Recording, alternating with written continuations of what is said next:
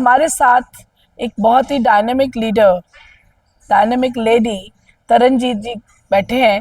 ये हमें बताएंगे अपनी बैकग्राउंड के बारे में, कैसे इन्होंने आज तक का ये जो जिंदगी के अंदर कामयाबियां हासिल की।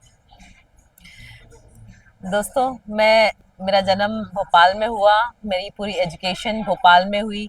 मैं शुरू से ही बहुत ही डेडिकेशन और हार्ड वर्किंग रही हूँ। जो भी मैंने काम किया और जो भी मैं करना चाहती थी उसमें मैंने पूरा अपना जी जान लगा के 100% देके काम किया है। और मेरा एक हमेशा एक वैल्यू रही है कि मैं किसी के जीवन में कुछ वैल्यू ऐड कर सकूं। मेरा एक पैशन रहा है towards life, towards people, to help them, उनकी लाइफ में कुछ कंट्रीब्यूट कर सकूं। ऐसा मेरा पैशन रहा है, तो उसी को मैं फॉलो करती चली गई। और आज आपके सामने यहाँ पर मैं इंटरनेशनल लीडरशिप कॉन्फ्रेंस पताया में बैठी हूँ। तो तरनजीत जी, आप हमें ये बताएं कि आपकी मोदी केयर की जर्नी कैसी रही। कोई उतार चढ़ाव आए या स्मूथली चलते रहे, आप डिटेल में बताइए प्लीज। हरविंदर जी, मोदी केयर मेरी जीवन में बाय चॉइस और बाय चांस दोनों ही आया था, जो मेरे अपलाइन और मेंटर के थ्रू मुझे मिला। और ये आया उस टाइम था जब हम लोग सब जूझ रहे थे कोविड नाम से। हम डर रहे थे कोविड से।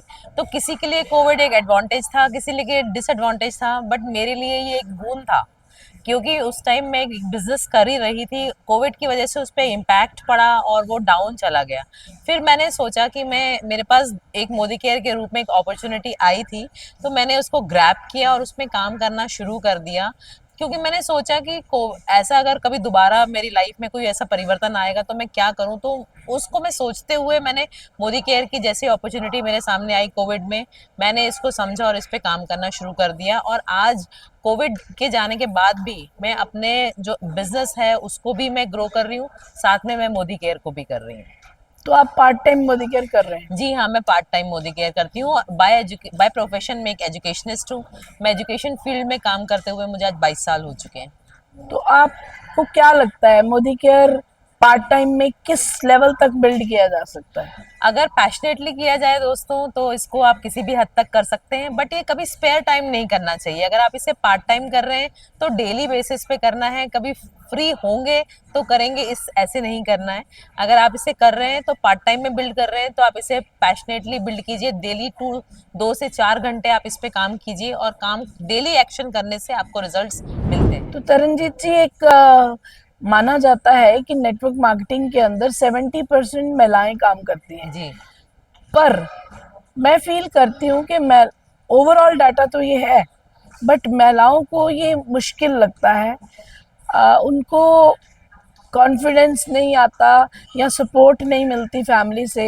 आपका क्या एक्सपीरियंस रहा कि एज अ फीमेल क्या ये करना आसान था, और आप दूसरी महिलाओं के लिए कैसे इसको एक्सप्लेन करना चाहेंगी कि कोई चैलेंजेस आए, कैसे आपने उनको ओवरकम किया, कैसी रही आपकी जर्नी। मैं ये कहना चाहूंगी कि अगर महिला या कोई नारी कोई काम करने की अगर सोच लेती है तो वो कर सकती है। क्योंकि वो एक होम मेकर तो होती है, जैसे ही जैसे वो बड़ी होती है वो हर चीज जिम्मेदारियों को निभाना सीखती जाती है। फिर जब वो एक घर में आती है शादी होके, फिर एक अलग अलग रोल्स निभाती है, वाइफ का रोल, डॉटर इन लॉ का रोल, एक मदर का रोल निभाती है, तो वो हर चीज मैनेज करना जानती है। ये उसके ब्लड में ही होता है, ये उसको अलग से सिखाना नहीं पड़ता। तो अगर कोई लेडी अपनी लाइफ में अब नेटवर्कर बनना चाहती है या बिजनेस को बिल्ड करना चाहती है, पार्ट टाइम करना चाहती है, फुल टाइम करना चाहती है, वो इसको अच्छे से कर सकती हैं। बस गेम उनकी माइंडसेट का है, उनको सोच का है। अगर वो सोच लेती हैं, ठान लेती हैं, तो वो कर लेती हैं। तो कोई चैलेंजेस आए आपको। चैलेंजेस तो हर बिजनेस में आते हैं, चैलेंजेस हर किसी के जीवन में आते हैं। आप सुबह उठते हैं, चैलेंजेस शुरू हो जाते हैं। कभी लाइट नहीं है, पानी नहीं है, जो आम समस्याएं हैं, हर औरत जूझती है उससे। तो चैलेंजेस तो हमेशा ही रहेंगे। कभी आपको घर से जाना है, कोई गेस्ट आ गया, आप नहीं जा पाए, बट आपको मैनेज करके जाना है, तो उसके लिए आप मेंटली माइंडसेट को स्ट्रॉन्ग कीजिए, प्रिपेयर कीजिए, फिर आप आगे बढ़िए।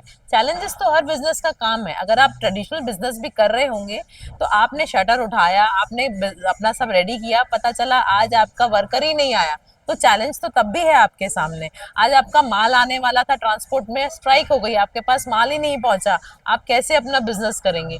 तो चैलेंज तो हर बिजनेस का पार्ट एंड पार्सल है, और मुझे लगता है चैलेंज ही हमें स्ट्रांग बनाता है आगे बढ़ने के लिए। और मेरी एक पर्सनल फीलिंग यहाँ पे मैं ऐड ऑन करती हूँ कि जितने चैलेंजेस हमें ट्रेडिशनल बिजनेस में आते हैं शायद उतने इस बिजनेस में नहीं आते हैं, बट जो आते भी हैं अगर हमारा माइंडसेट स्ट्रांग हो तो हम उनको ओवरकम कर सकते हैं। मैनेज भी कर सकते हैं, दे आर मैनेजेबल। सारा माइंडसेट का गेम है, आप कितना मेंटली ओनरशिप लेके और इसको अपना बिजनेस समझ के कहते हैं मुझे करना ही है, तो आप कर सकते हैं। तो आप जब आप इंटरनेशनल टूर पे आए हुए हैं तो कैसा रहा आपका इंटरनेशनल टूर को अचीव करने का सफ़र और यहाँ आने के बाद उसको एंजॉय करने का सफ़र? आपके जो पहला सवाल है कि इंटरनेशनल टूर कैसे क्वालिफाई किया, वो तो एक्शन, डेली एक्शन करते हुए अचीव हो गया और बहुत आसान ट्रिप दिया था कंपनी ने, जिसको बस आप डेली में वर्क को डिवाइड किया और उसको हम अचीव करते चले गए और ये क्वालिफाई हो गया था हमें। और यहाँ लीडरशिप कॉन्फ्रेंस पताया 2025 पताया में आके बहुत एंजॉय कर रहे हैं। पताया शहर एक बहुत ही ब्यूटीफुल जगह है, कंपनी की हॉस्पिटैलिटी और सारे इंतज़ाम और सारी फैसिलिटीज़ को देखकर बहुत ही अच्छा लग रहा है, बहुत एंजॉय किया मैंने। मैं अपनी टीम के साथ आई हूँ और मुझे बहुत अच्छा लग रहा है। और दूसरी अच्छी बात ये लगी कि इस ट्रिप में इंडिया के कोने कोने से, अलग अलग कोने कोने से लोग आए हुए हैं, उनसे जो हमारी फेलोशिप हुई, उनसे जो हमारी दोस्ती हुई, तो वाकई लगा कि एक मोदी केयर परिवार बहुत बड़ा परिवार है।